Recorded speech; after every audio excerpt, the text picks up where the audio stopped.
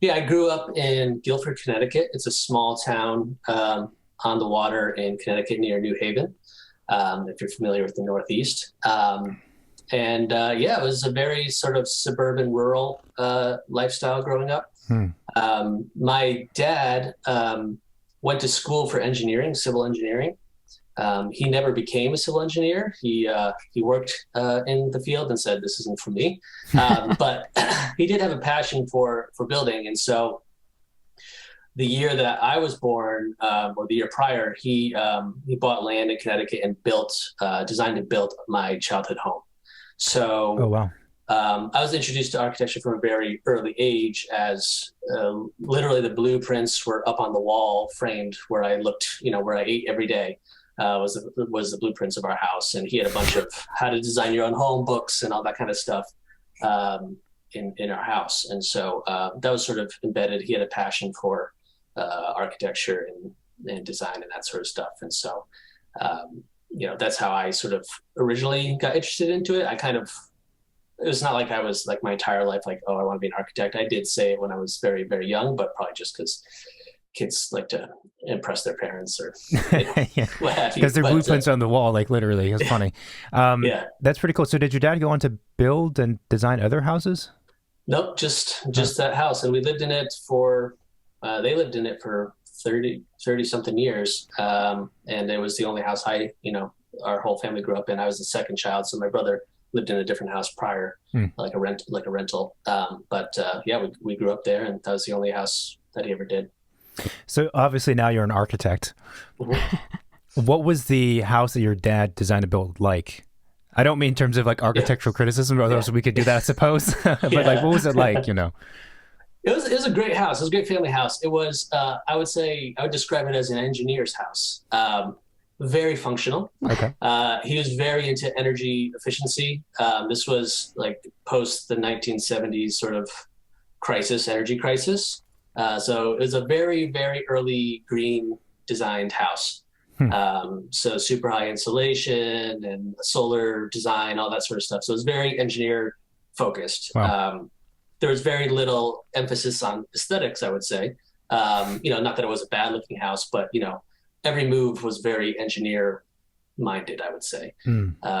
And it was a great house. It was on it was like I said, it was kind of rural, 2 acre, parcel in a small town. And yeah, it was a nice house to live and grow up in for sure. I'm wondering, like the fact that you grew up in the house that your dad designed, and now that you're an architect, if in somehow you feel like you've got to discover your dad in a new way by looking at the house that he did. Hmm. Like when Right. you design your own Yeah. house, you kind of discover yourself as the client and the architect, and like you kind of maybe discover things that you didn't know about yourself. And I wonder if you kind of discover that about your dad. Yeah, it's a great thought. And yeah, kind of like that Louis Kahn movie, right, with his son. Yeah. My Finding, architect. but yeah, much lower version architect or a designer. But yeah, no, I think so. I mean, I wrote a paper on that design and house in college. So I did sort of go back and study it and that sort of stuff. And it definitely was a way to sort of see his priorities, how he foresaw family life was a big part of it. Like we had pretty small bedrooms because he didn't want us like just go into our bedrooms and not, being a family together. So there was definitely priorities that you could see Hmm. that he had that came through the design for sure. That obviously is a factor in you deciding to study architecture. Was your initial interest in going to school for architecture, was it more to do with, let's say, the design and creative aspect of it, or more to do with construction, or a little bit of mix? Yeah, I think it was more the creative aspect Hmm. of it. Yeah, early, I would say like middle school and that sort of part of my life, I was considering maybe doing engineering just because, that's what he did. And then I was always into very creative pursuits, whether it's, making, childhood films with my friends or, building stuff in the backyard. Like I was always very into creative endeavors, regardless of what it was. And so I think I steered that way more. There's the classic like, oh, math and art and, that kind of stuff. Mm-hmm. To be honest, I would say I didn't excel at really either of them. I was pretty good at both, I would say. Yeah. But I think it was more sort of, I just loved projects and problem solving. And then that's kind of what steered me into architecture. But, I didn't take a single art class in high school. And when I got to, freshman year of college studying architecture, it was like, okay, what's a pencil? You gotta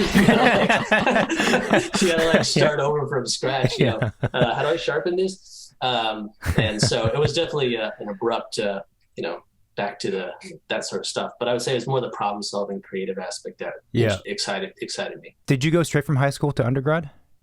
Yes. Was there ever a moment where you thought you were going to major in something else? I thought maybe engineering, and then I had a professor or a teacher in high school, a math teacher, who actually pulled me aside after a class one day and asked me. She said, "I think you have the skills to become an architect." And she didn't know anything about my family, and it was sort of things connecting at that point because we were doing proofs in math. I don't know if you recall what those are, but basically you kind of have the answer and you have to work sort of backwards to figure it out, how it's, the different steps of it. And apparently I excelled in it and everyone else failed it essentially. And that's what she said, this sort of thinking of systematically knowing kind of where you want to go and systematically building to get there is a skill that architects have. And so she, give her a lot of credit. She sort of inspired me to kind of take another look back at something that I was interested in as a little kid. And then from there on, I was towards architecture. That's really cool. I remember when I was in 6th grade, I think, it was pretty early on, like you're a kid. But right. My 6th grade teacher was adamant that I had to become an engineer. And, at that age, you don't really know what a career means or anything like that. Like, oh, sure, right. That sounds good, I guess. And somewhere along the line, someone tampered with my brain and said, like, you should look into something a bit more creative. Did you attend any kind of architectural classes or summer camps or anything, or was it just a cold day one, here I am? Day one, it was brutal. I definitely thought about quitting, a week or two in because, the first day you go to class and they're like, hey, these are a list of supplies you need to get from this art store. Mm-hmm. And, I'm in Boston. I went to Boston. I grew up in a small town. So I go to Boston. It's a big city. And so I got to take like 3 different trains to get to this art school.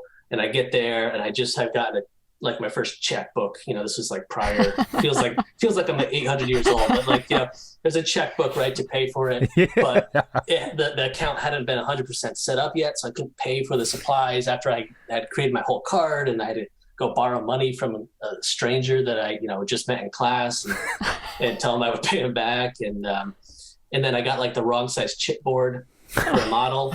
And I got like really thick chipboard, and I was like basically bleeding and cutting it. And I'm like, what am I doing? Like I said, I hadn't really done, physical artwork since I was in like 7th or 8th grade. So it had been years and years. And so for sure at that point it was definitely something I was like, am I doing it? So it's a huge change, of course, just going to college anyway. And then being thrust into studio, which is such an abrupt, difference from high school was difficult. So actually, it's funny you mentioned that because, pretty often we receive messages from listeners of all ages, actually. And in this past, I think it's because it's the fall, now that I think about it. The past couple months, we've received a lot of messages from first-year students who describe almost exactly your situation. And a lot of them say after the first few weeks, they're really considering quitting because they don't understand, like, am I supposed to feel this crappy about myself and I feel like I'm failing? Mm-hmm. I suppose this might be an opportunity to ask you, would you have any words of wisdom or words of encouragement for people who are feeling that way? Yeah, I mean, it worked out for me. So, yeah, true. Yeah. And I think a lot of people are in the same, I think a lot of people are in the same mindset, especially those who don't have schools or come from communities that give you the opportunity to try some of these things, that it's such a new thing and it's going to be terrible at first, but it's a process. And I think the biggest thing that you have to learn in architecture that continues, I think, forever is it's a marathon. It's a very long profession. You're constantly learning, you're constantly doing stuff that you don't know how to do. And that's kind of the job, right? Is here's a problem that you don't know what the solution is, and you've got to figure it out. And I think that's sort of that abrupt start to architecture school is very similar, where it's like, hey, here's a massive thing that you don't know how to do yet. You just got to try to figure it out, and it might not be good at first, but incremental improvement over time goes a long way. I love what you just said. I agree entirely.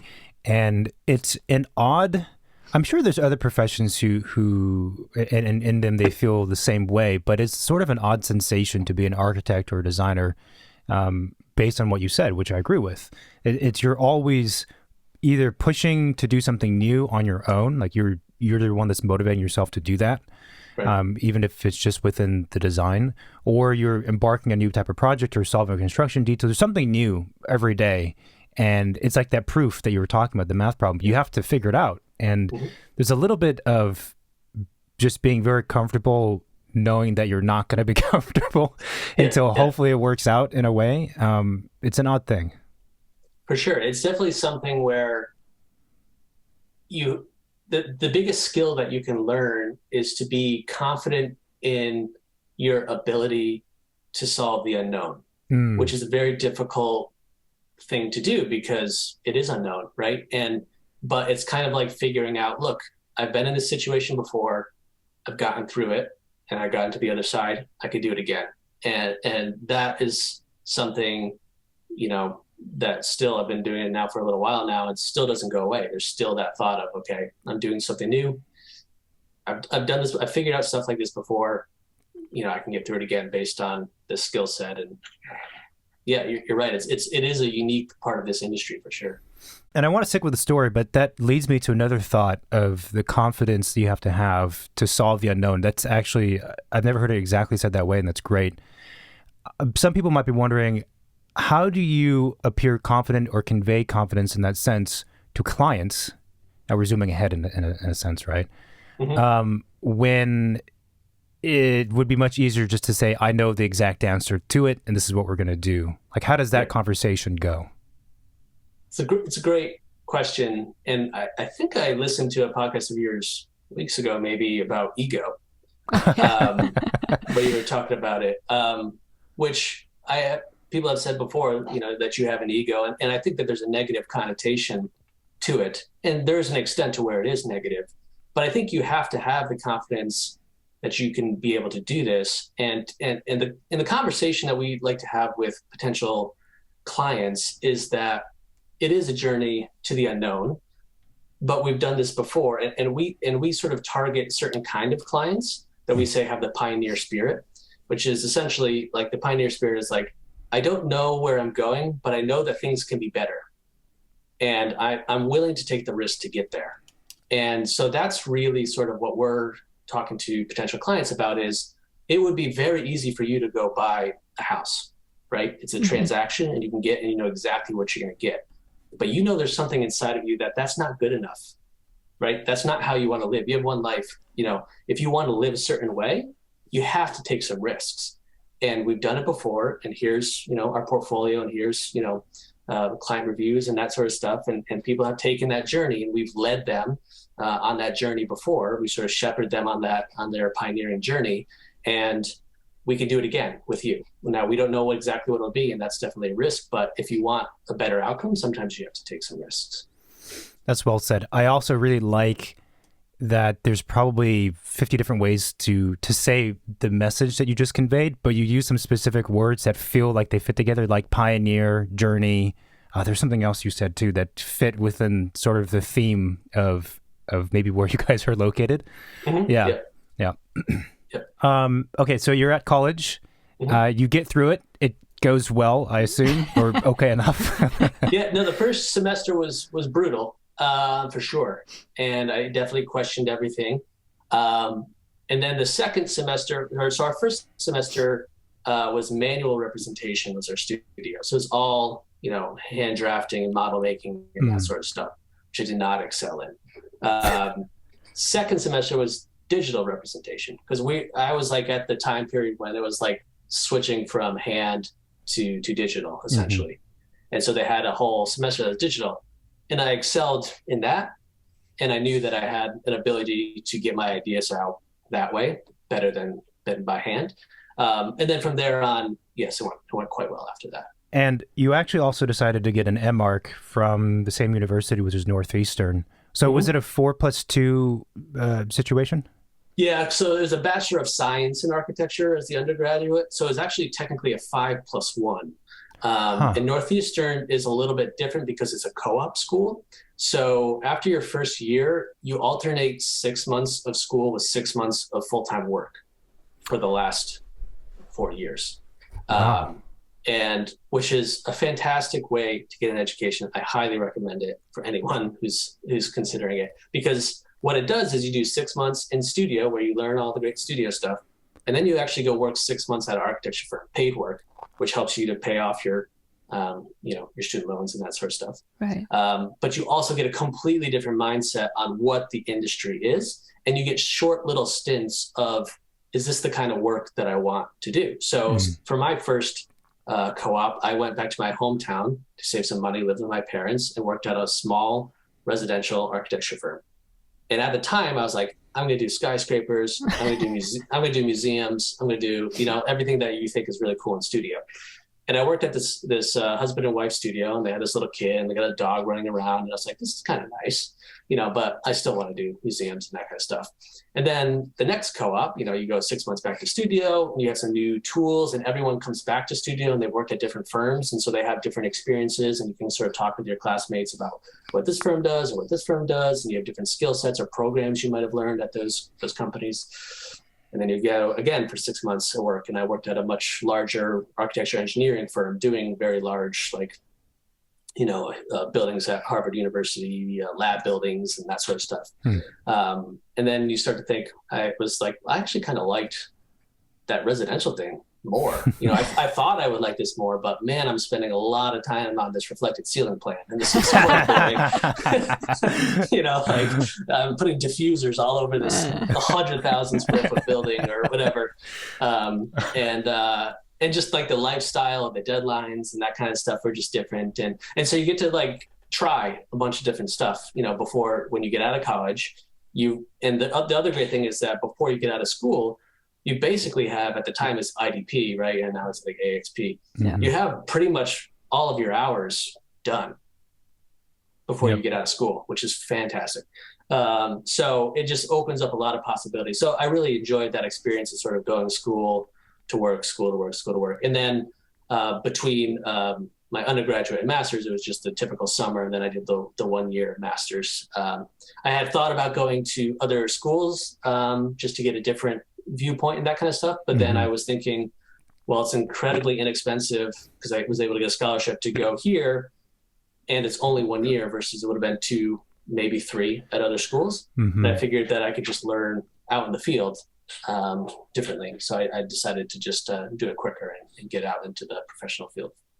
Did you always know that you were going to have your own practice? It was definitely something I had thought about. I remember telling the second firm I worked for that was my plan. Yeah. I was like, by the time I'm 30, I'm going to have my own firm. I had this whole plan. So I was definitely focused on that. They probably were like, who's this kid, this 20-year-old, and what is he talking about? But it was definitely something that I aspired to for sure. It's interesting because we also get a lot of questions about what schools to go to, either specifically or what different types of programs, whether it be 4+2. I didn't even know there's a 5+1, 5+1, or just a 5 or whatever combination, 4+3. And the financial aspect is not to be underestimated.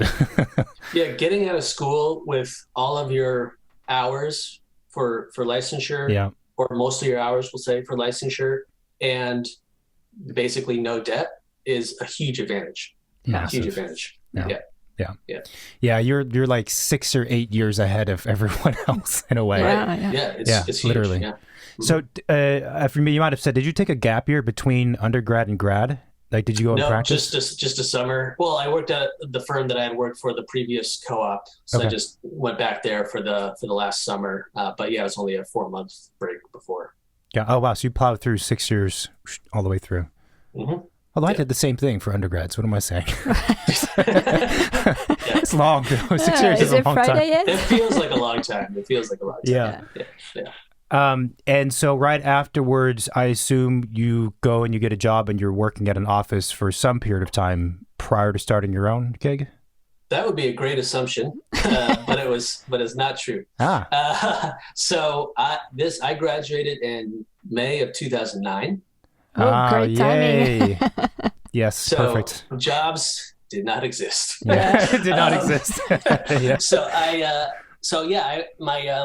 My senior year of undergraduate, I decided that the Northeast was no longer for me, that I wanted to get out and live somewhere different, do something different, primarily because I had worked in, again, I had the experience of working, and I realized, well, most everything is kind of built already.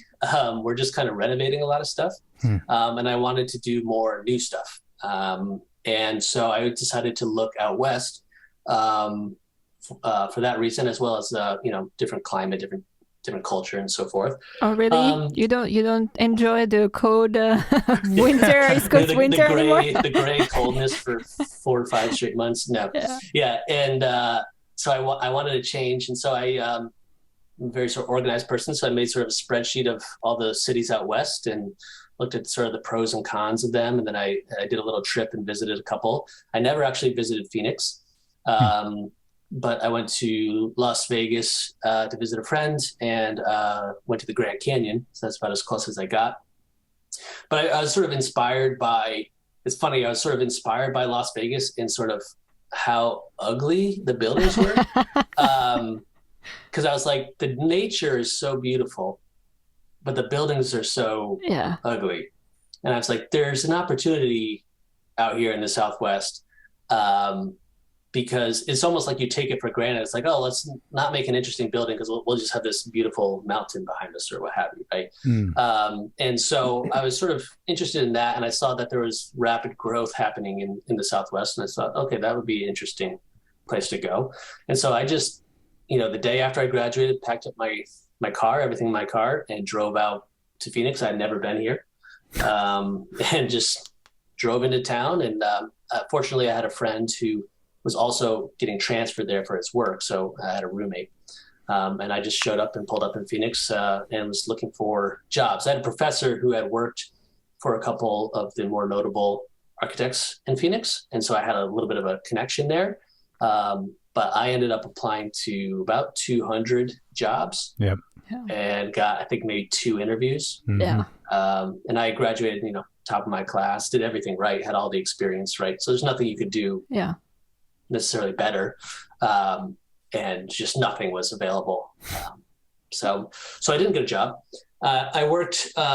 So I met the first day that I moved out here. I actually met my now wife, Claire. My friend went to school with her in Colorado. So literally the first night I drove into town, went out to dinner, said, hey, I have a friend who just moved home because she was unemployed. Went to live with her parents to look for jobs. She came out and joined us. So we met the first night I moved here. It's like, oh, here's your wife. You're being very efficient. Yeah. Welcome to Phoenix. That's incredible. Yeah. And so we both hit it off pretty quickly, and we were both unemployed and looking for work. She did not study architecture. She studied English and communications. And she was thinking about going to grad school to get a business degree. And I was applying to architecture firms, and she was looking into that. And we ended up thinking about, well, what if we were to, how crazy young people are, like, what if we were to just buy a house and renovate it, and maybe we could turn that into something that we do. Wait. How long had you guys been together when that idea came up? Like 3 months, maybe 2 months. Yeah. It was pretty quick, and I'm not sure her dad loved that idea, but no, because we were looking at the market because she was living at home and she didn't want to be living at home. Yeah. I had a year lease, and I just kept looking at the market, and it was like, these homes are so inexpensive that we did the math, it'd be cheaper to buy and live in a home than it would be for my rent. Because homes were literally like the prices of like a nice car at the time. It was crazy. And especially coming from the Northeast where the housing market was much more robust, I was like, Claire, this is not going to happen again. This is an unprecedented time in history here. So, and both of us had worked in college and both of us didn't have debt. And that was that huge advantage that we have. So we're like, what if we were to do this? And then I had my former roommate from Boston. He did not go to get his master's. He waited. And then he decided to come out to Arizona State University. I was like, we could rent a room to him. And so we basically figured it out and ended up buying a house 5 months into knowing each other. And decided, we're still applying to jobs and all that sort of stuff. We didn't really have the company name at the time and so forth. And then we just started, manual sweat equity labor, going down to Home Depot, fixing up a house, learning how to do everything, do flooring and cabinetry and counters and all that kind of stuff. And fixed up this foreclosed home that we had purchased. And then in January of that year, 2010, we're like, oh, maybe this is something that we could do. So we started an LLC, which was the Ranch Mind. And then in March of that year, when we were getting close, or maybe it was May of that year, we were finishing up the house, and because my lease was up and I was moving in, I sent it in to the Arizona Republic, which is the main newspaper here. And they responded and said, hey, we're doing an article on bathrooms, and we'd like to feature your bathroom in the paper. And it ended up on the front page of the Arizona Republic. And we started getting calls, and that's really how it started. That's crazy. Incredible. When you guys bought the house, were you thinking of flipping it? Was that part of the idea? We had thought about it. So there was a first-time home buyer's tax credit that we got, that we knew that we needed to be in it for 3 years to see that out. So there was a bit of a time frame where like, well, and we always had also an agreement, if things didn't work out with us, that, how it would be split and so forth. Sure. We were like, well, we might sell it, but it was more just we were basically paying nothing to live there. Because of how low the financing was, and because we had a roommate paying rent, we were basically paying almost nothing, literally almost nothing to live there, which was great because we were unemployed and not making any money. And so our plan was more just at the time, which is kind of like, this is a super inexpensive way to live that we might be able to build value from. It's interesting because, and there's a lot more story to be told, obviously, from that point to where we are now. But what's fascinating so far is that, like, a lot of the small steps and some of the big steps you've taken up to this point in the story, sometimes they're by luck, by chance, and other times, though, in your case, it seems to be at some level calculated, or there's some sixth sense you have to kind of make a decision to move in one direction, and everything kind of added up over time to put you in, at the one hand, the worst time to be finding a job, which we experienced as well, and also the best time for what you did. And I don't really know what I'm saying, but it's interesting in terms of career that someone can kind of build their own luck, I feel like. This is my own personal philosophy. If you kind of look for opportunities when you find them. And the one that stood out, or a lot of them stood out, but one of them was, as soon as you got the project done, you submitted it to a publication just to see what would happen. I would say most designers or architects don't even think that far outside of just doing the work. And then that led to X, Y, and Z.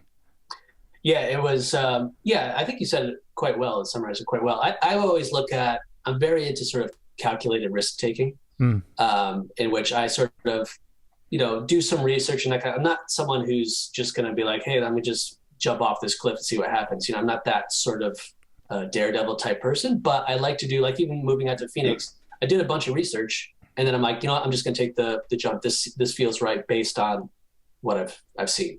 And I always think in my head, what's the worst thing that could happen? I move out there, it doesn't work out.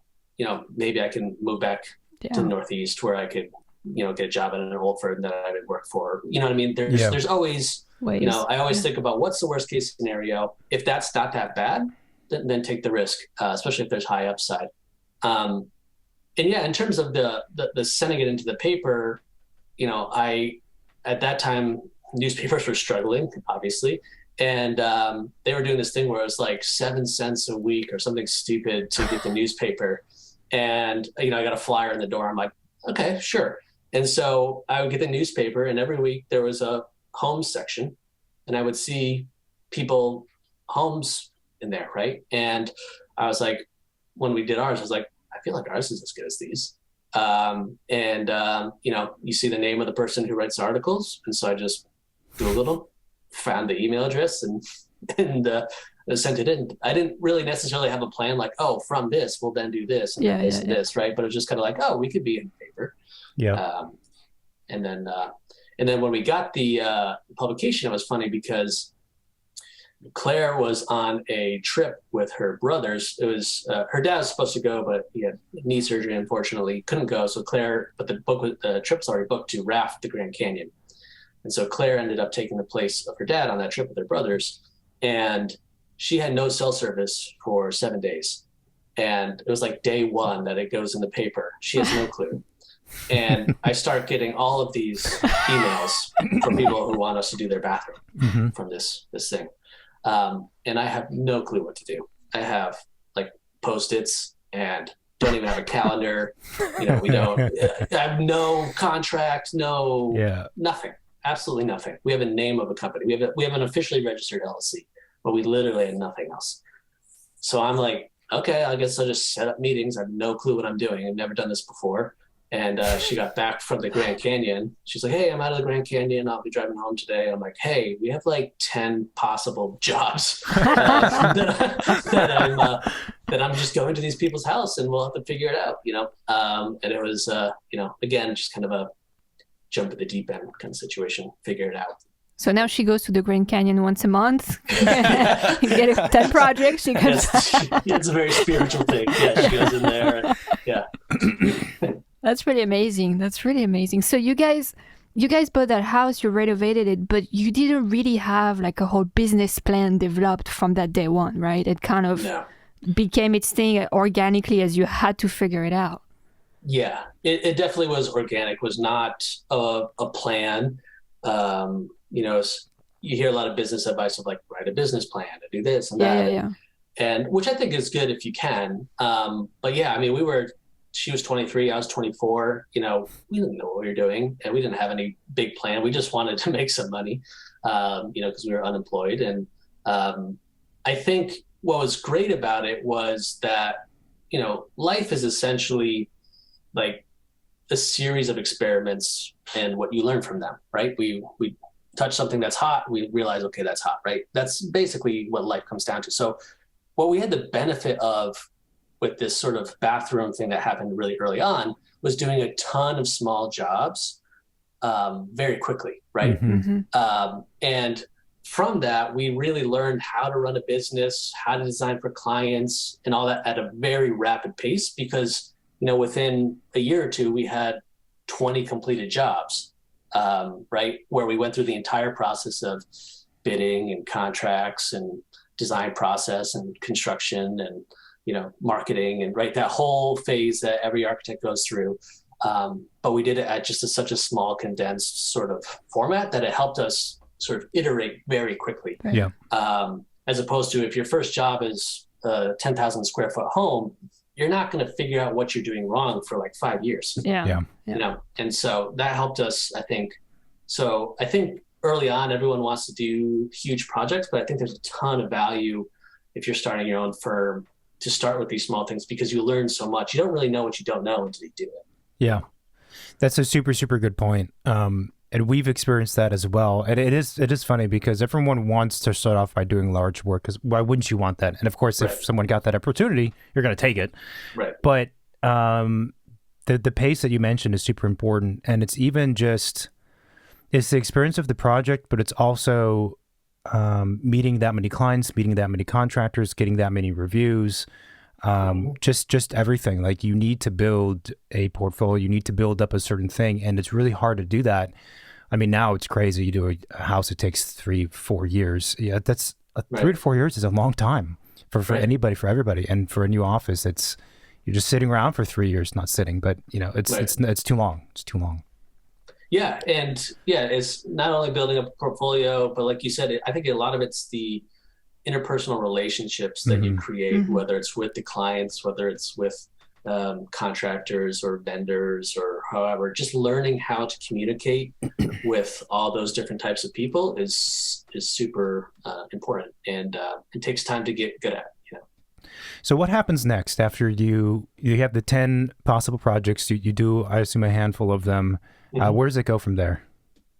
So from there, we started doing a bunch of those, and then our sort of big early break was someone saw that original article, and reached out to us and said, "I've purchased this sort of small mid-century modern home. I loved what you said in the article. Would you be willing to do a complete remodel of it?" It was not a huge house, probably 1,500 square feet. Like a typical sort of mid-century type home. And we jumped at that because that was a huge opportunity for us at the time, just doing bathrooms. And I think that what I learned from that was that sort of what you say in publications and that sort of stuff is something I still do today, is not necessarily don't just talk about what you did, but what you believe in and what you want to do. Use that publication to do more. So like from a bathroom, something in that article inspired this person to say, I think I like what their mission is, what they're trying to do. And I can visualize that at a larger scale, right? You need someone to take that jump, because as you know, it's so hard. When you do a bathroom, people want you to do another bathroom. Sure. So taking that next step up is always the hardest thing in architecture, right? And so, they gave us that opportunity, and we redesigned this mid-century modern home. And that went on a home tour. There's a Modern Phoenix home tour every year. And that home was on that home tour. And on that home tour, we were able to go to some of the other homes on the home tour at the end of the day. And we met a builder who had done a new build house. And we said, hey, we design homes and that sort of stuff. And we're like, we actually have this bathroom project, or we had some other project. We're like, hey, would you want to build this? And he's like, no, but do you see that empty piece of dirt next door? I have that lot. Would you consider doing a new build?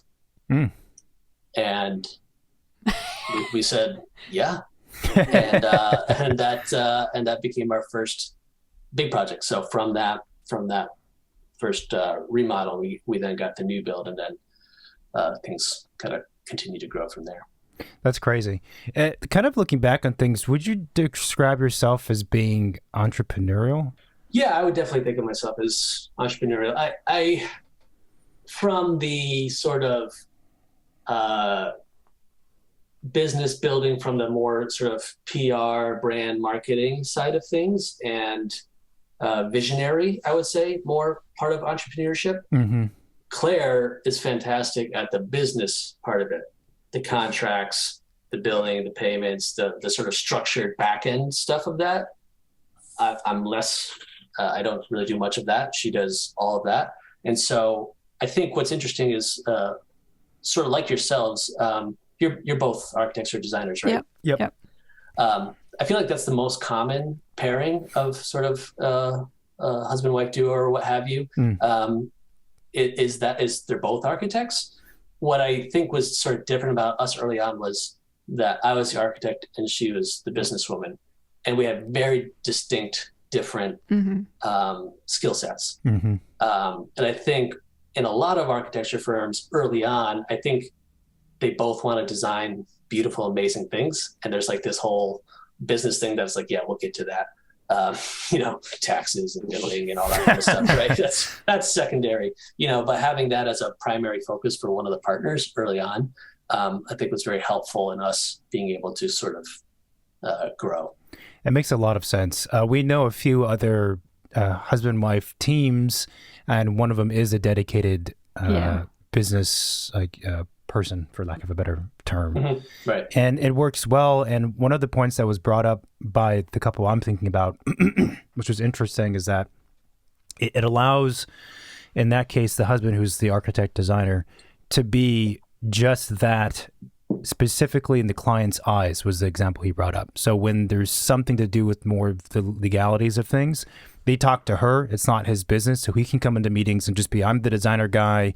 If you have some weird issues with the, I don't know, billing or whatever things, like, don't talk to me. So he stays kind of like pure in a sense, and he's able to have only that certain kind of relationship with the clients and not have to be, muddied by other aspects of it. She's the bad guy.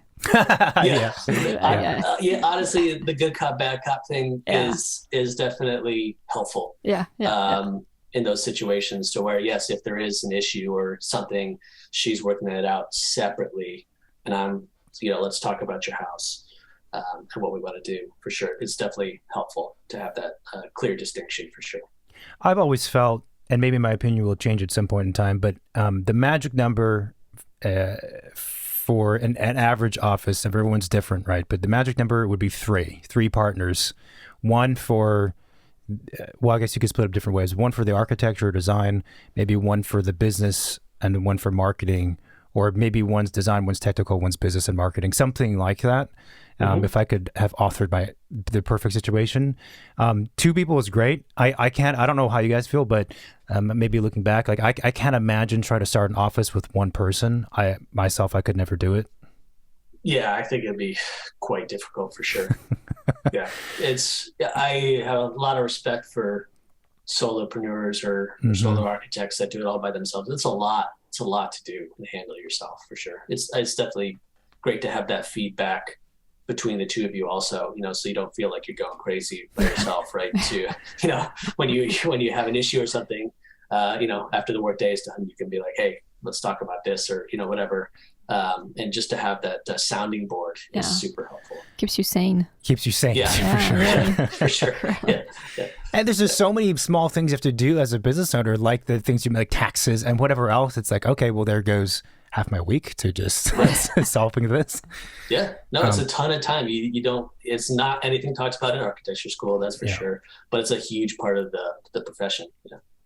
So kind of zooming forward. So now, how large is your office currently? You guys have employees and the whole? Yeah, we have 7 employees, plus us 2 currently. One is part-time. And do you guys want to grow? Is everyone remote? Are they in an office space? How does it work? Everyone's remote. So we only had 2 employees at the time that COVID hit, and we were sort of forced to disband. And we never went back after that. Remote worked fantastic, and we're still remote. In fact, 2 of our employees are not local. One's in Texas and one's in Oregon. We found it works great. And we had to create systems to make it work. But I think it's improved our business, if anything, honestly. Interesting. And so after you did the ground up home, and then did more work come immediately through, or did you have at some point to do like heavy marketing or think more consciously on that end of the business to bring in more work? Both, I would say, actually. I've always considered marketing and architecture to go hand in hand. I don't really think about them separately. In fact, from the very beginning of a project, I have a marketing folder in which I'm constantly putting stuff in it and thinking about the narrative of what I might want to, how I might want to talk about that project in the future. Because what's difficult, as you know, is when you design something, it's like 2+ years later that you then go to market it. So, if you do get it, in a magazine and they're interviewing you. They're like, hey, what were you thinking when you did this? And you're like, I have no idea, because that was 2 years ago and I've done a bunch of projects since, right? So I take notes throughout the project, just sort of stream of consciousness on my iPhone or what have you. I'll just take notes and I'll throw them in there. So I kind of think about them always hand in hand. And so when we did that new build, from the very beginning, I was sort of thinking about, okay, how can we use this to get more work?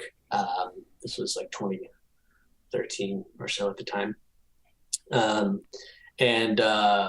Fortunately, that house, one thing I did at that house was we did a huge, they were going to sell it. So I did a huge open house and I invited tons and tons of people, which is a great way to get people to see the house, even if I knew they weren't going to buy it, right? Just a huge party, that kind of stuff.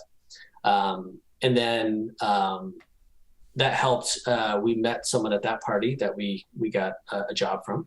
But then I would say I was an amateur in terms of marketing at the time. But fortunately, the house turned out nicely and was interesting enough. And we had a nice story about it that Architectural Record reached out to us to publish it. Wow. And from there, then Dwell did the same. And then there's like this avalanche of other people that then wanted it because they've seen it in other stuff, right? And so that house went very wide, marketing wise.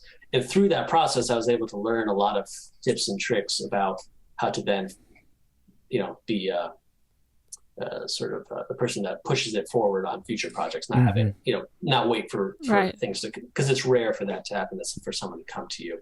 Yeah. The timing and connections and stuff worked out pretty well for that house. So that house was spread widely. We got a nice national award for that. And then from that, we were able to get, a couple more new builds from that. And then from those, it kind of goes like that. So was the type of projects you always wanted to do, like the future vision, back a few years ago when you're looking forward, was it always toward a more modern type of home as opposed to being a little more traditional, or however you describe it? Yeah, I was always attracted to, I grew up in Connecticut, where everything is kind of colonial. Yeah, right. Right. And, but there was one modern house that I was like, oh, that's really cool. There's a few modernists because Yale University is very close. New Haven is very close to where I live. Mm-hmm. So there were a few architects from there that did some homes along the water, some really funky, cool homes. And so I did see some interesting architecture. And then my dad, because of his interest, would take us whenever we go on vacations. We'd go to a Frank Lloyd Wright house or something like that, mm-hmm. because he was interested in that. And so I definitely was interested in modern architecture. I think it definitely helped that developer who gave us our first new build job wanted to do a modern house.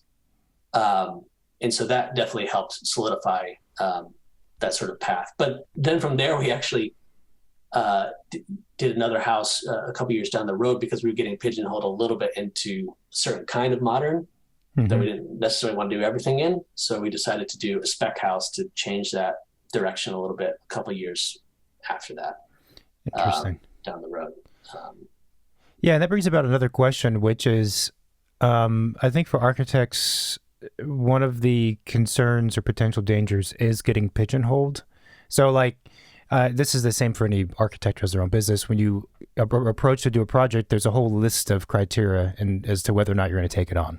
And it's a whole, everything you can think of is on that list. And one of them, of course, is is that going to, if I put that on my website, first of all, can it go on my website? Is it that kind mm-hmm. of project? Mm-hmm. And then after that, do I want to do more of this type of project? So I guess the question in a way is how do you do a certain type of project or projects and then transition away, or was it difficult to do that? Or do you find it difficult to go a different route that you're feeling because now everyone knows you to be doing a certain kind of work?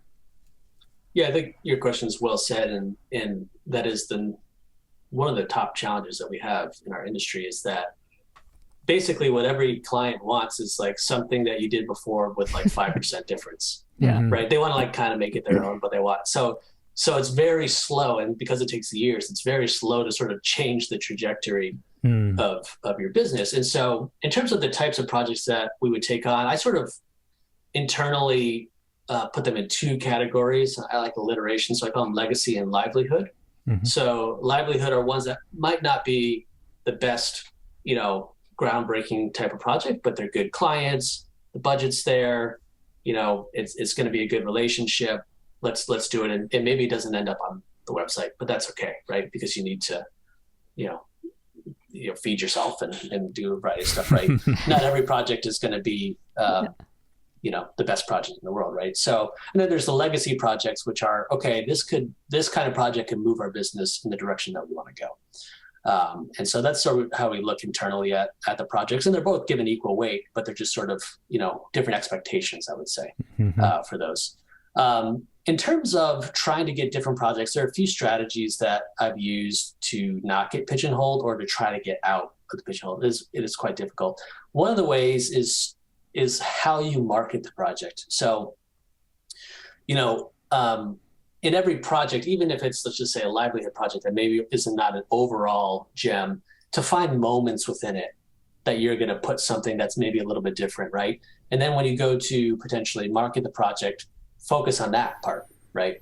Maybe it's an indoor-outdoor living space and you want to do more of those kind of places, but the rest of the house is very traditional or what have you, right? So I think you don't necessarily have to use the entire project if there are elements of it that you want to push forward. So that's one way to do it, is to kind of, early on, one of the thoughts that we had, because the budgets that we were working with were very, very, very low, was like, let's do one special space, right? That could be in $1 million home, but it's like a $300,000 home, right?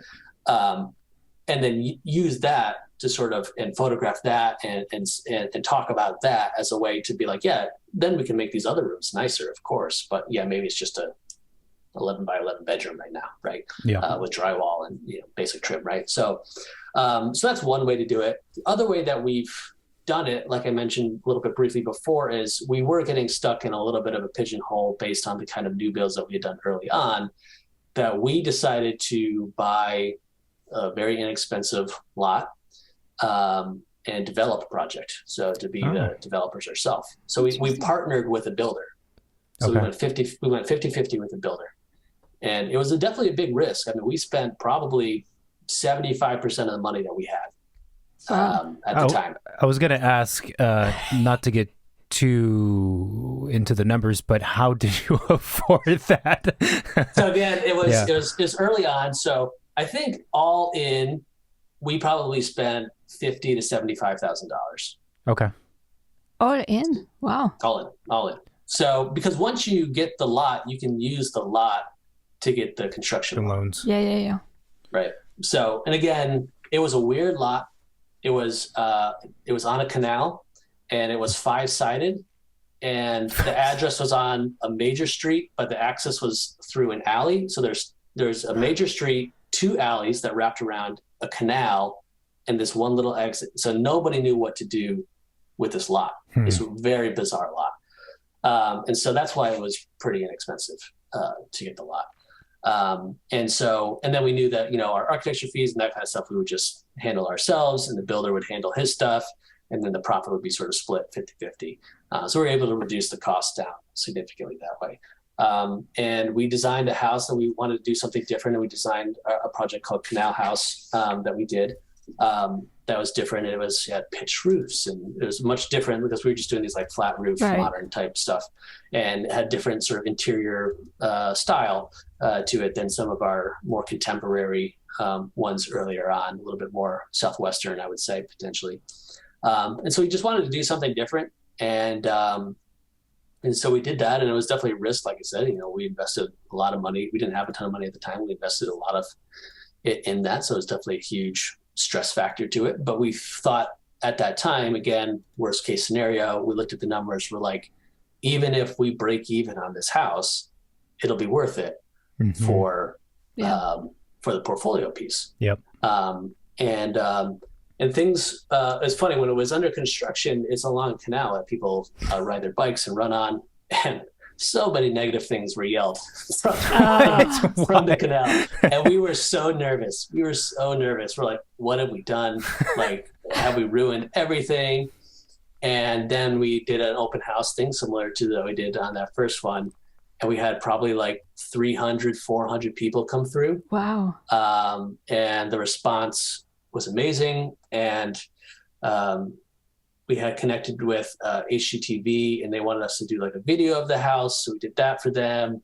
And then it got published and went bonkers on, that's like when Instagram was starting to start. It went crazy.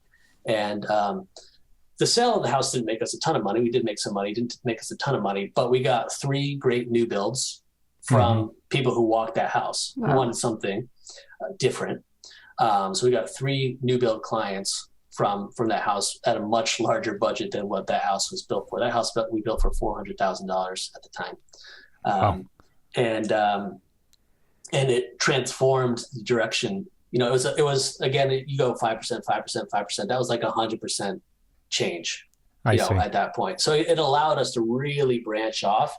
And from that, we were able to get sort of our target market, those pioneers, because they connected with that house. Even if they didn't want that house, they connected with what we were doing in that house. And we got 3 really distinct projects from that are also on our portfolio now. And from those, we've gotten more, you know what I mean? So like that was a catalyst for a lot of the work that we're doing today. I feel like that the house tours is probably like the best way to show the work that you do to a potential client, right? Because website and publications are great, but they're ultimately just pictures, and architecture is experienced in person. So I think that's super smart to do those opening house party things and really have people come and see your work and what you're capable of doing. They're definitely super effective. They're hard to do in custom residential because those were for sale, which allows us to have them open. Most clients, I'm sure you work with a lot of custom clients who don't want 300 people coming to their house. I was going to ask, like the 2 that you had mentioned were not for private. Okay. And how long did the process of designing and building that spec house took for you guys? In total, about 18 months. Wow, that's pretty good. Quick. At 400,000, what was the square footage? Do you recall? 2,500, just over 2,500. Wow, that's very efficient. So we weren't spending a ton of money. It doesn't have to be a ton of money to do something interesting and unique, right? But a lot of it was just, you know, people see the same, again, that 5% difference, and to break out of that, sometimes you just kind of have to do something different, right? And show, even if they didn't want that house, it showed, wow, they do have a range of what they can do. So maybe they could do something very different for me too, right? So it showed the range. I think when you start to show range, if you want to do a variety of different stuff, that's helpful. Again, in that question you said very early on of how do you convince clients to take that risk, to say, these all are very different, but they're all perfect for the people that, you know, are living there, right? And so that helps with that question. Super great point. And so just to make it extra clear, because I think it's fascinating that from that one house, the 3 projects you got, they weren't 3 clients saying, I want 3 copies of that house that are 5% different. I want something unique to me. Correct. It's huge. If you happen to look at our website, our Oasis house, our Fusa house, and our Pleats house were the 3 houses that we got from that. Pleats looks maybe the most similar to it. It was a reno edition, basically a new build. We kept like 2.5 walls, but those other houses look nothing like Canal House. It's an interesting thing that you guys thought about, because I feel like oftentimes, especially in modern architecture, I would think, you know, architects or people tend to, like you said, get pigeonholed into one type of design. And modern has many colors, so it doesn't necessarily have to be a flat roof, right? But it seems like there is this mentality out there right now that everybody should be very niched and very specific about what they're about, and only the people who want that will come to that. And what you guys are kind of thinking and doing is kind of like, you know, disagreeing with that in some ways, and saying that, well, we could do a range, why hide that and kind of limit ourselves to that only, which I think is very smart. Yeah, I think what you said makes sense. A slight shift on that would be, well, yeah, I agree. Modern's tough because I think modern people think of it like a list, like a checklist, like they think of every Yeah. other style. It's Mm. got to have the flat roofs, it's got to have these kind of doors and windows, et cetera, right? We don't really see it as a list. We see it as more like a lens through which we see the world. And I think the niche part is interesting because I do think it's important to niche, but I think people focus on the niche of the look. Yep. And so we try to niche down on basically like our target market, the who we want to work with. That's where we're niching down, which is more of a psychographics rather than demographic or geographic approach. It's not what we're doing or where we're doing it, but sort of who and the why that we're doing it. That's where we're sort of niching to, so that allows us to have a variety of outcomes, but with similar type of people and preferences and same sort of mission. It makes tremendous sense actually, for many reasons, and one of them is that how do I put this? So like if you come across a new client and they want the type of home, the what, right, as you described it, I want a house that has the flat roof, square window, or whatever it is, the list, right? That clarifies what the product is going to be, which is not very interesting for a designer, right. One. But also, it doesn't necessarily mean that you're going to align with them as a client so much, if that makes sense. Versus if you get someone who says, "Yeah, I have the pioneer spirit. I want to do something different. Let's go on this journey. Let's figure it out." That potentially solves a lot of the client issues you might have. I feel like. Yeah, we have an in-depth questionnaire that we send out when we get any sort of inquiry that goes into a lot of questions about the why, because I think people focus on the what because it's the easiest thing, right? Yeah. They like this house and they think that it's the look, but it often isn't actually the look. It's the feeling. There's something deeper about the house that they really like, and you just have to prod until you get to what that is. Some people, there are a lot of people who are like, I want literally the same thing that person has. They're not our ideal client. Now, I think a lot of people focus on like, there's something different. I like this house because it's different. And then once you start to get into finding out more about them and showing them different ways to do stuff, it will inevitably change the house. Because a lot of times, we've had people say like, oh, I love this house. Like I want to buy the plans or whatever. We don't really sell the plans.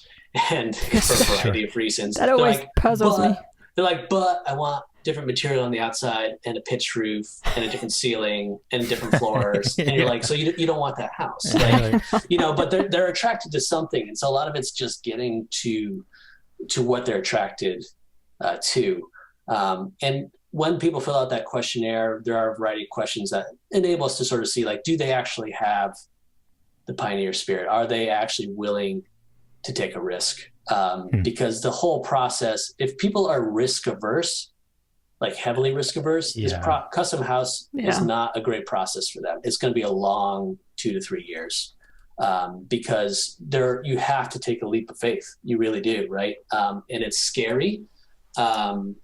For people, and we understand that it's a massive investment, and you don't know what you're going to get from it. That's it's a gamble.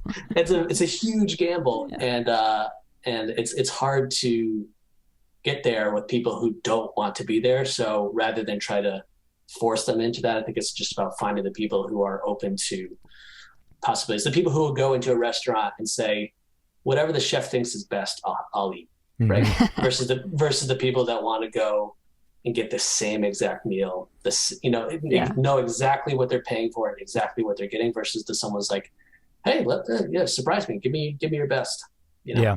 The risk averse person and trying to do a custom house, that's oil and water, man. I don't do it. If you want to build a house, do it, but it's not gonna be custom. It's not gonna be the whole list of things that makes houses, probably from our view, interesting. Right, and you don't need to be like a daredevil, right? There are things, sure. There are things that you can do that minimize the risk, but you have to know, like, to go back to the chef analogy, like, if you don't like onions or peppers, tell the chef that, right? Or if you have a food allergy and they won't put it right. There are ways to limit it to where you're not like choking and dying on something, right? There are ways to limit your risk in the new build process. And the more that you do, the more, if you go with a firm that has a good reputation and you can see lots of people have worked very well with them, it's going to be less risky than, hey, this is my first ever thing. They might not know. That's much more risky. So there are ways to limit the risk, but you definitely can't go in thinking like, I want to know what's going to happen every step of the way, because there are some unknowns for sure. Yeah. And especially once you get into the construction phase, there's so many different things happening at any given second. It's impossible for all that to be downloaded to the client. It's not possible. They have to accept, like, there's going to be a bunch of conversations between the professionals that they don't know about, and you have to just trust the people who are solving it, and you have to be good with that to a degree. Yeah. Right. Like I've also said to a variety of clients, if you go into the doctor, it's best to just they want to know what's wrong with you. They don't want to know how to fix it, right? Like, that's their job. Their job is to diagnose you and come up with the treatment plan, right? There's some people that come into it like, I want this, this, this, and this, and this, right? Give me pills. The best, exactly. That's a perfect way. Yeah, versus the sort of like, my back is hurting. Like, give us the symptoms of what's not right with the way that you're currently living. Yeah, and we'll sort of diagnose it and come up with the best way to solve that. And the people that trust in that pathway, those are the best clients. I was wondering, talking back a little bit about, like confidence, inspiring confidence, and why not? You guys started your business pretty young, and as youngish people ourselves, how do you inspire trust and confidence to people who sometimes have way more money than you have or are much older than you are when you're just starting? Was that something that you found maybe you had to struggle with, or not? You were in your mid-20s, right? Yeah, you were extremely young. Yes. All of our clients have more money than us. I would imagine. Oh, they would be building houses. Exactly. We had a funny story early on. There was a job that we got. They told us this story after we got it, but the husband reached out to us, contacted us, invited us over, and we drove up. And I think we were about 25 at the time. And we drove up and got out of the car, and I guess she said, she looked out the window and she turned to her husband and said, I'll leave his name out. And she's like, "What did you do? You invited effing children to our house." And because we were younger than their children. Yeah. And, that's why I decided to grow a beard to look older. Yeah. And it was definitely challenging early on because, most of the people that we were working with were our parents' age or so. And there is just like I'm sure with your own parents and stuff, even if you're an adult, they kind of think of you as their kid and their child. And so instilling trust at a young age, I would say it was some of what we said, but a lot of it's more, I'd give the credit to the clients of seeing the vision of what we were doing and believing and trusting, and sort of, they're basically like investors at a certain point of they're investing in, like, I know that they're young, but I believe in them. I have confidence in them. And I think they'll figure it out. Yeah. We had a lot of energy and we wanted to make sure everything was right. And I think we connected with them on different ways and it worked out. But it was definitely very, very challenging, to go into a meeting when you're half the age or even less than that of some of the clients. Yeah. I would say growing the beard, that's a clutch move. That's a good move. Unfortunately, I've been growing my beard for the last He's been putting a lot of effort decades, into it, but nothing's happened yet. It's not paying off. To take one on. Yeah. But we laugh, but actually that stuff does matter, of course. And I like what you said also. There's a little bit of, like, a lot of the conversations we have, especially with fellow professionals, is finding the right clients or finding the right project or business type of stuff. And there are a lot of kind of tactics or things to keep in mind and strategies you can employ and good practices and et cetera. But at some level too, especially if we're talking about clients hiring a 25-year-old or a 30-year-old, if they're not a client who's going to take that risk, they're not going to take that risk. or if they're not willing to invest, I think invest is a perfect word, they're not going to do it. And there's a certain large number, maybe not large, small number of clients who are willing to do that. They're interested in helping really younger people. And that takes a particular kind of person. And so it's kind of like, if you can find that individual, that's great. But if they're not on board with that, then it's just not the right fit. They're not that, you can't force it. Yeah, there's always people that are like in tech, I think they call them the early adopters, right? It's got to be someone that's, okay, there might be a few bugs that need to be fixed in this, right?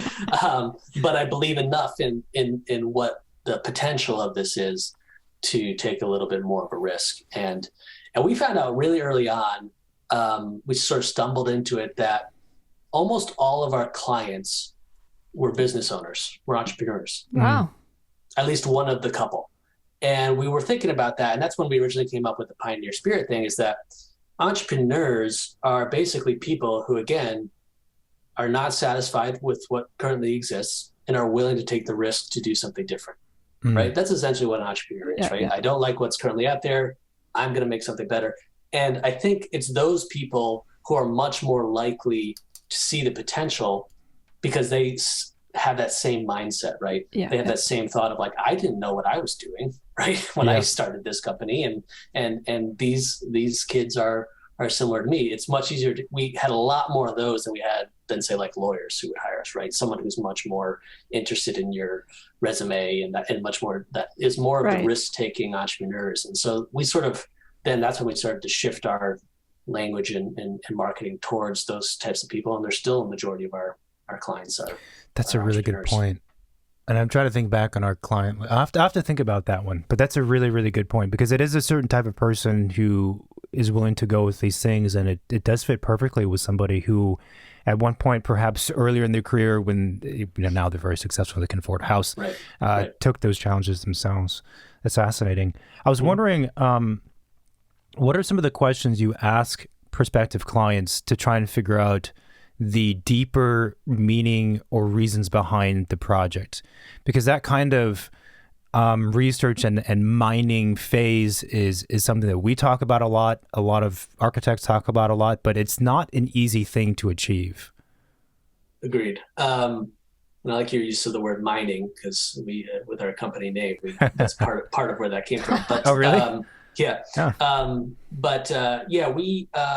We have your typical questions like, what kind of scope essentially do you want? So that's the most basic. And then as you get deeper down into the questionnaire, there's sort of questions of, one question that we have that's a great way is we ask them to write a mission statement for their future house. And you can tell a lot by what people say in that, what they want their house to be. If your house were to have a mission statement, what would it be? You also find out if people understand what a mission statement is. I was going to say, do they even answer to the question? It's a wide range. Well, that's the other thing, is there are people that will leave out questions on the thing, and that's telling as well, right? Yeah.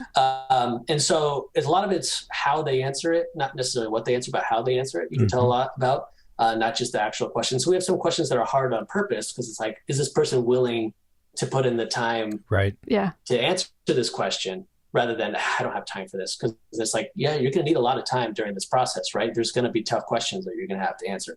But that's definitely one that's a huge triggering one. We have stuff that's like, we ask questions of like, what's your current day like? And then we have a follow-up question of what's your ideal day like? And so the difference between the two is really where our job fits, right? Yeah. Our job is to take what's your current day and make it an ideal day. And so again, how they answer that's a telling question. I'm trying to think of some of the others. We ask about their family, who's going to be living in the house, that kind of stuff. Of course, that's very basic stuff. But yeah, a lot of it goes more towards the. We ask them why they want to do this project, which again, the more open-ended some of the questions, I think, the better, because it allows people to just you get to see their priority with how they answer it, right? Yep. If they're like, I need more space and I'm hoping for a great resale in 5 years, right? It's a different answer than, this is my forever home and a lot, right? So how they answer the question is super critical. What they answer, what they leave blank. So it's kind of and we change it over time. So there are different questions that we've taken in or out or that kind of stuff.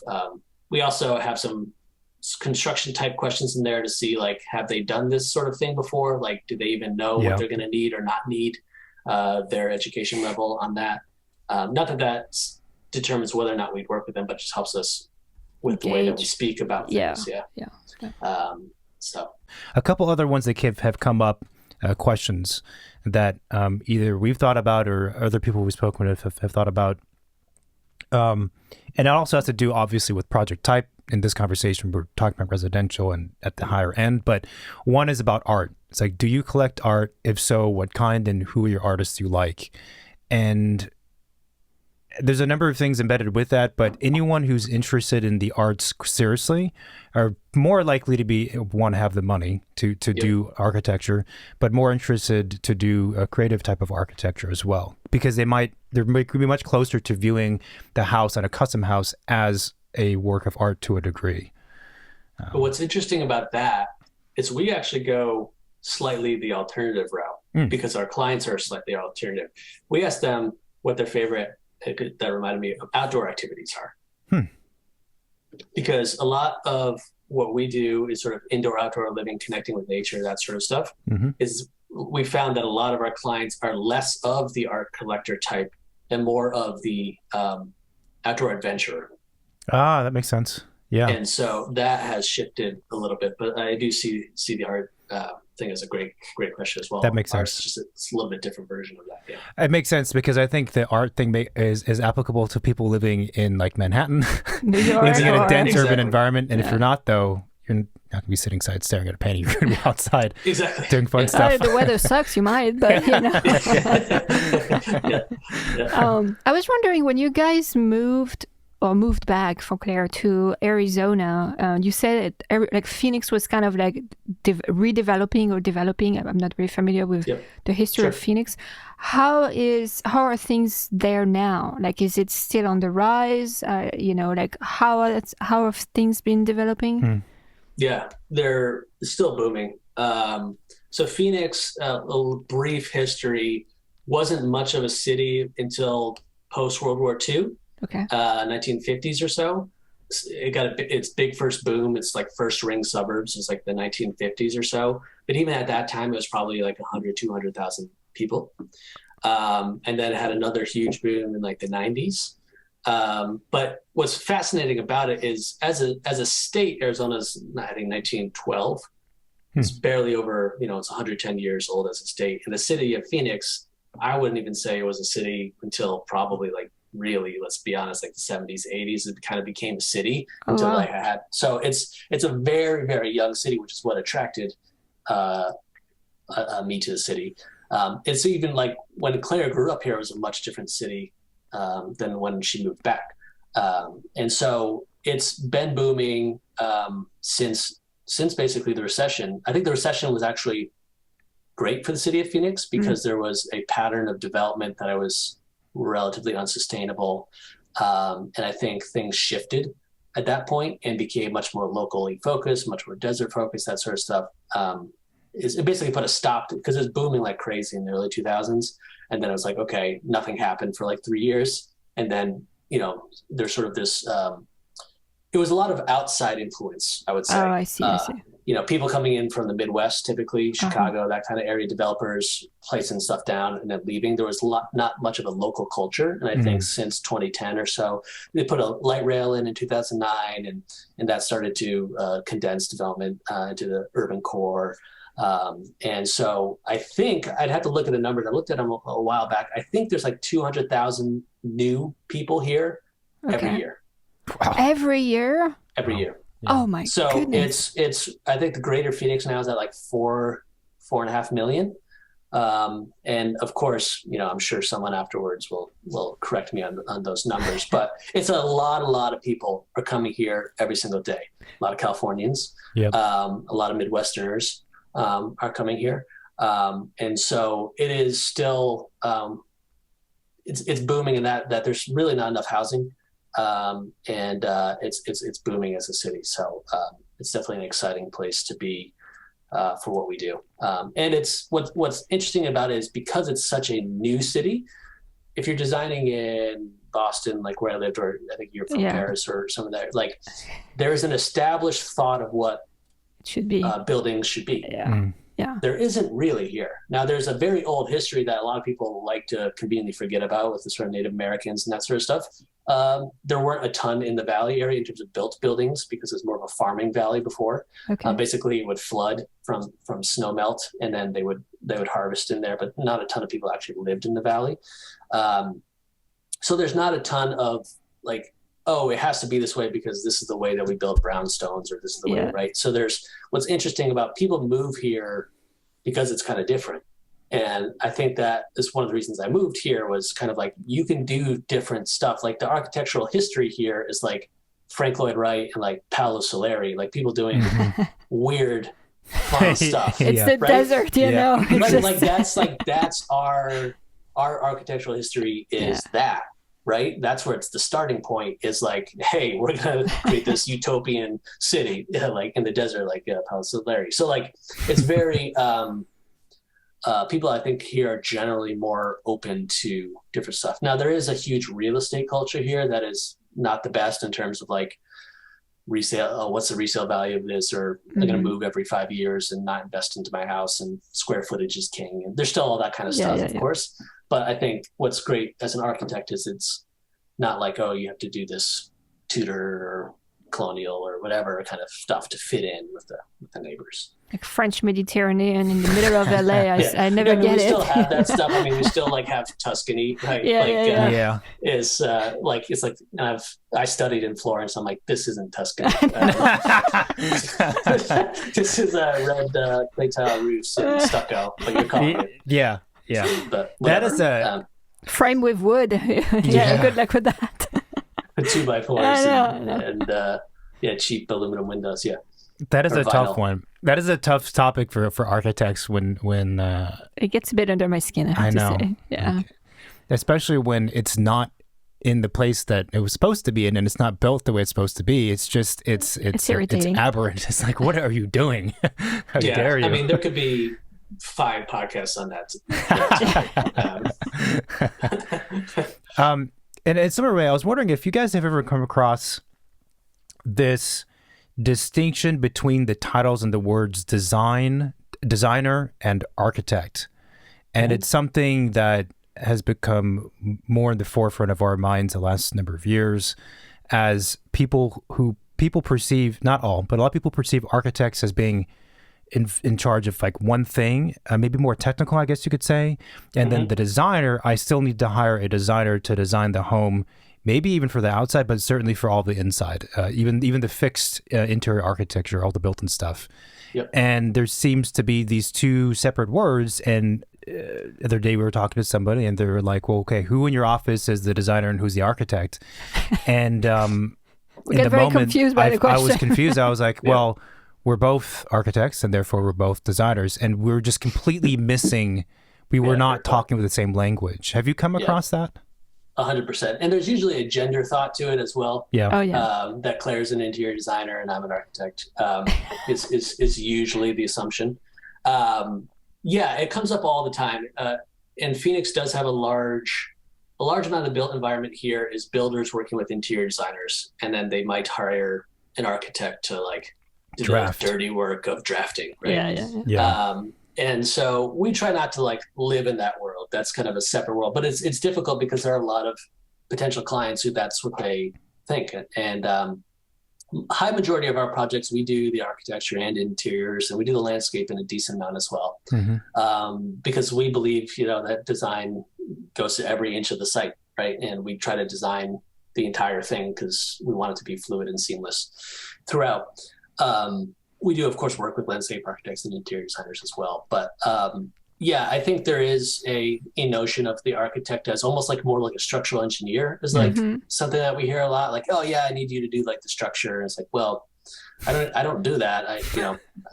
So we do live in a very weird in between place. I personally think that the industry at large hasn't done itself any favors with how it sort of talks about what it does. Yeah.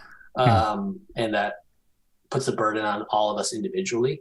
There's also very large magazines and network television that also makes it difficult for us. Yep. And so we're constantly fighting that battle. I think that's where I think your marketing in print and in social media is critical to tell your story of what you do.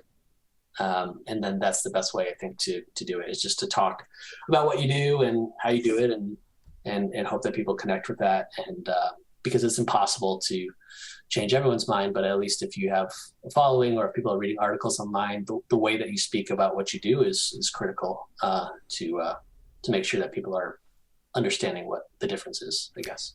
An easy thing that we say early on is, well, there's a big difference in the type of inquiry that we get. So there's, I need an architect, or I'm interested in you, right? Those are very different inquiries. If they want an architect, we're probably not going to be the fit for them, because they're looking for the blueprints, essentially, right? Like that's what they kind of want, and they'll say blueprints, not like construction documents or whatever.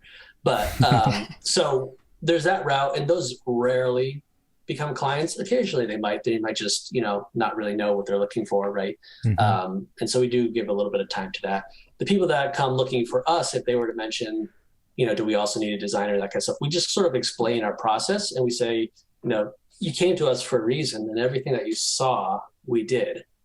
So why would you want to bring something into the process that's different than what we're currently working with? And of course, like I said before, we're happy to work with other people depending on what the scope of those are. But if they're going to have someone else, like an interior designer, telling us how to design a house, that's not going to go fast. So we would politely decline those projects. But I think there is it's hard. I think it's hard. I think it's hard also because there's a differentiation even within our industry of licensed architects and designers that also gets very confusing with people, because the general public doesn't know the difference, right? And there are a lot of people that skirt around that issue, and so even that is hard enough, and then you have the decorators, the interior designers, the interior architects, there's a million different, there's the design build, which is oftentimes build led, that people don't understand. They see all the photos on their website and say, okay, what do they actually design? In these, maybe one of these 12 houses, and all the rest were done by architects that they built, right? So those are all things that we just try to have in the conversation if we're competing against others, or if they're asking us about what we do. But mostly we try to not really focus on what other people do, and more just kind of like, this is our process and how it works. And, if it fits with you, then we might be a good fit. It makes total sense. And it is tough, profession-wide, kind of zooming out all the things you mentioned. It's super confusing between the different titles and words and what everyone does. And other industries are always, it feels like, of course, I might be biased, but it feels like a lot of industries are always trying to bite off a bit of what architects are supposed to be doing. I think that's a fair objective statement. And it's something that we think about often, we talk about often, and the profession as a whole, as you kind of said, like something needs to happen, like it needs to become clear, and everyone should operate and help solve these issues, or educate and make clear to the general public on their own as individuals. But sometimes it does feel like you're battling up a hillside, and it's like a grassroots movement or something. I'm not quite sure. I'd love to talk to a historian and figure out, like, why did we get to this point in time?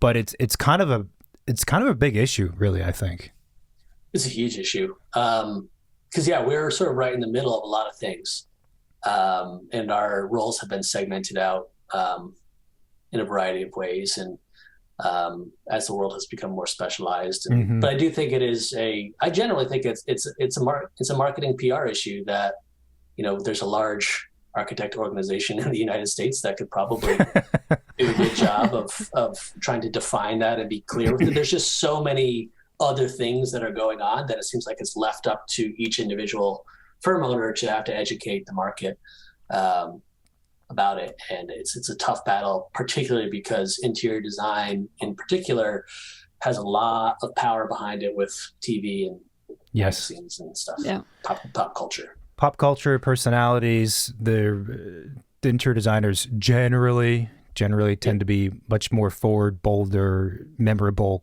all those things. It makes it difficult when they're standing next to the average architect is wearing black, and it's like, well, let me think about this for a little bit. That's not, it doesn't stick.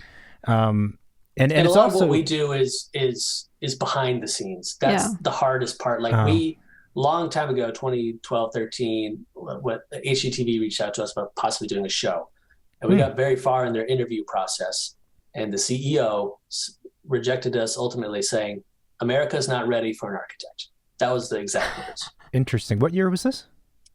2013, 14. Okay. My years are terrible, but basically in that time frame. Gotcha. And that was literally the words that were used. Because they were, they reported back to us. And I think that was very telling to us at the time.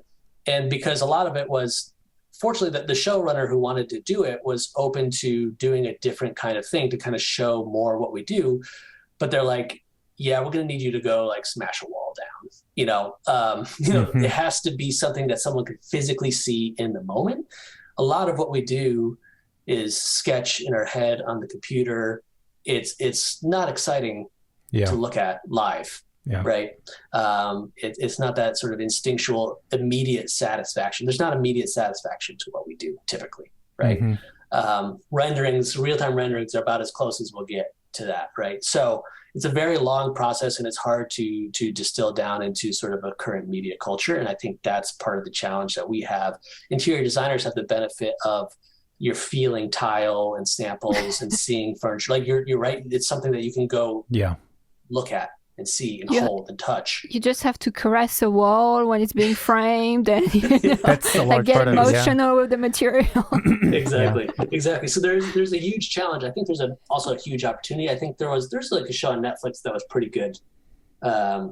Amazing Architecture. I don't know what they called it, but it showed, I thought, some nice buildings and more of what we do. But it's just so hard because there's such a disconnect from the creation to the end result. To me, it's like how many popular songs do you actually know the songwriter of? True. There's a disconnect between the creator of something and the producer of something, and we in our culture focus more on the producing, the final tactile product than maybe where the idea came from, right? And so I think there is an opportunity of someone to creatively figure out ways to kind of show the value of it. I think there's still a huge opportunity there. But unfortunately, it hasn't been done, and it challenges us all on a daily basis, I think. As we were talking about earlier, architecture projects that are significant for houses, even, like, they take a long time. It's not like, I do envy interior designers or interior decorators because they can just come in, they're done with the project within like a month or less or whatever, and they can bang out a bunch of things, and it's fast. And if whatever movie, TV show that we're talking about that we're going to produce, is somewhere sort of closer to reality TV, it doesn't, the timelines don't track. That's why you get these things that are like Make My Dream Home. They do it in a week. And then there's this expectation that clients have sometimes on the extreme of like, well, it took them a week to do a house. Can't you do it in at least like maybe 6 months, Right. But anyway, so there's some embedded challenges. Yeah. The other huge embedded challenge is the financing of all this stuff, because the reality of how these things are funded is commercials and ads.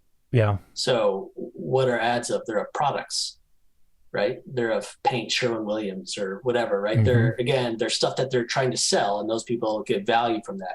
So who's the person putting those stuff? And like, sometimes when we get marketing inquiries, they'll say like, hey, talk about 12 products you used in this house. It's like, it's not about the products, right? It's about the assemblage of unique pieces coming together, right? To create architecture. But they want to know, what's the countertop? What's the tile backsplash? What's the chandelier? Because they can sell those and they can get ad money from them, right? Yeah. So it's kind of, a little bit of a, what's that book? It was like Animal Farm. You ever read that or something like that? Where it's basically like the animals start to run their own thing. But it's like, if you don't change the goal, it's hard to change the system, basically. Right. And so until the goal is changed, until how these things are funded and that kind of stuff, I think it's going to be very difficult to do it a different way versus, where'd you get that chair? I'm sure you guys post stuff too, and like you'll have this amazing house and someone will be like, where's that rug from? Yeah. What paint did you use on the walls there? Right? You're like, what about the other thing that took 3 years?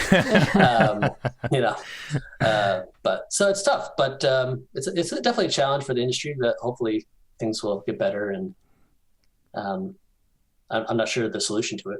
Yeah, it's a tough one. I think it will. I think it has to, almost out of necessity. I think the younger generations, which we're probably more part of than not, these are on their this is what they think about. Because not everyone, but they grew up with social media and they understand what that line of communication means.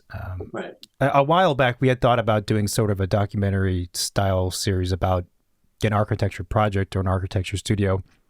And we were brainstorming it, and I had this thought of like, okay, so, episode 1, people are sketching. Episode 2, they're still sketching. And episode 3, because you said it takes a long time. It's behind the scenes. I'm like, this is gonna be so, like, what do we do? We have to create fictional drama. Maybe like, Todd has an argument with Susie and they start dating. Like maybe that'll be like the substance.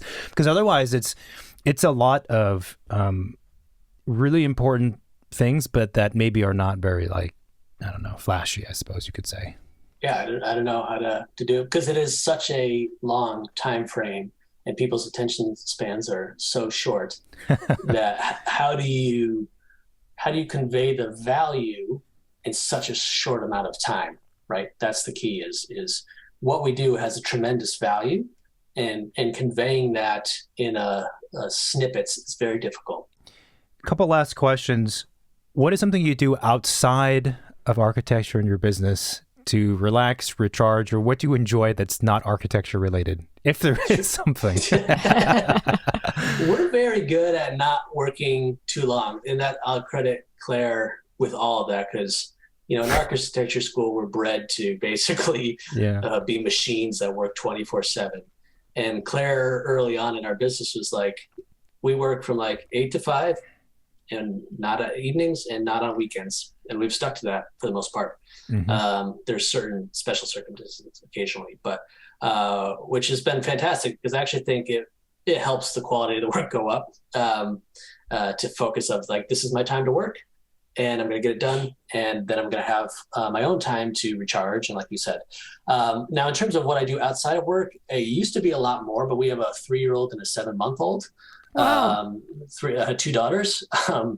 And so all of my time outside of work is you sleep, you try to sleep. Yeah, I either am with them or sleeping for the most part. My other passions, I enjoy sports, watching sports, and hiking, and that sort of stuff, being outdoors. But at this point, we have limited wake windows of when 7-month-old is awake that we could do stuff. And but yeah, I love being with them and spending time with them and seeing the world through their eyes is so much fun. So that's the majority of my stuff outside. And I think it helps actually with what we do as well, to feel a little bit, I understand families a bit more now with kids and the realities of that. It's been helpful for sure. Not that you can't if you don't have kids, because we had that come up a few times before, which is like, I'm also not, we do houses, like there's one that's like on a ski ranch where they water ski. It's like, I don't water ski, but I can understand the concept of it and what would be important. Same with families, but it is very helpful to have the day-to-day stuff going on inside the house that I'm more aware of now than I was before. Right. Interesting. My last question is, what's next for you guys? Is there any exciting things, our listeners should be expecting and keep an eye on from you? Yeah, a lot of exciting things going on. One thing that we've pivoted our business a little bit over the last couple of years is we wanted to expand outside of the desert, the type of work that we do. And so we've made an active sort of choice to push in that direction. And we have a lot of projects outside of Arizona that we're currently working on. We have a fun house in Whitefish, Montana that's under construction right now. We have 2 in Colorado, a couple in Tennessee.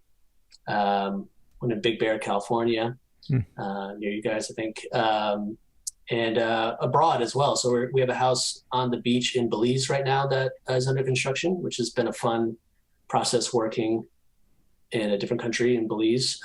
They do things very differently there, and figuring out how to design a house right on the ocean for someone that lives in the desert. It's fun. And then we're doing some work in Egypt currently. I can't talk too much about, but yeah, it's a very fun project. Again, different. That's a whole different thing because it's like metric. Yeah. It should be easier, right? It should be metric. I am definitely. I wish, we had never done feet and inches and we were always metric. But the day-to-day of when you're talking to a client and they say it's 8 meters and outside it's 20 degrees Celsius and this beam can support 500 kilograms. I'm like, I have no idea what you're saying right now. That's too many. So I just constantly am converting stuff. And there's also a slight language barrier there. They all speak English with us, but of course, architects like to use a lot of jargon and that kind of stuff, which is tough enough with clients. But then when you go, as you know, of course, to a different language, it becomes even more difficult as a non-native speaker. And so Belize was actually quite easy because they use feet and inches and they speak English. Wow. Which has been very helpful. But the way that they build there is very labor focused instead of machine focused, like it is more here. So it's much more hand labor. And so designing to that's been fun. So yeah, so we've broken up our portfolio into desert, mountain, and water based on the different climates and areas that we're working in. And so it's fun to, on a typical day, mentally be in Egypt or Belize or Montana or Colorado or local here, right? So that's keeps it really interesting and challenging, which is always fun for us, right? That's amazing. Yeah. One last quick question, then we're out of time. What was my question? Oh, what's your favorite building, or who's your favorite architect? Current architect practicing, I would say Tom Kundig. Sure. He was the first person. I remember I got his first book in college, and that connected with me in terms of like, oh, okay, like you could do stuff that's really different, and it works. And so he's obviously in a much different climate than we typically work in and that kind of stuff. But I think his adventurous spirit is definitely something that I find inspiring, and I think you guys interviewed him. Yeah. Seems just like a really nice guy. Building, I'll go a little bit different. I would say there's a Native American site north of Flagstaff in Arizona called, I think it's Mupaki National Monument or something like that. And it has these old sort of ruins from this area. And there's one in particular that's up on this, they built it up on this piece of stone. There's a volcano and it went off, and there's a lot of black sort of rock and that sort of stuff. And there's also this one big sort of piece of rock, and they sort of built this stacked stone structure. Of course, it's a ruin, there's no roof or anything, but just a really fascinating, dramatic building. It's very small, of course, it's like 1 or 2 rooms, but it's just inspiring to see different stuff. And in its sort of ruinous form, it's just even almost more interesting in what it could have been, or just the shape that it is in now. It's just really, really interesting. So, and of course I like other modern buildings too, but those kind of interesting ruinous type stuff I always find fascinating. Awesome. Well, this was fantastic. Thanks so much for being on the show. The conversation was great. Blew by. I know. Yeah. Like, what happened to time? Goodness. Happy Friday. Thanks for having me. Yeah, absolutely. Yeah. Thank you so much. Hi, everyone. Thanks for watching this video on YouTube. If you like what we're doing, then please support our show by hitting that subscribe button and liking and commenting on our videos. You can also find us on most of the social media, Facebook, Twitter, and Instagram. We're mostly on Instagram. And you can reach out to the hotline, 3. 213-222-6950. You can send a text message or leave a voicemail if you have any reaction to this recording, any questions you might have, or guest suggestion. Feel free to send it our way. Cool. Thank you for watching, and see you next week. Thanks. Bye. Bye-bye.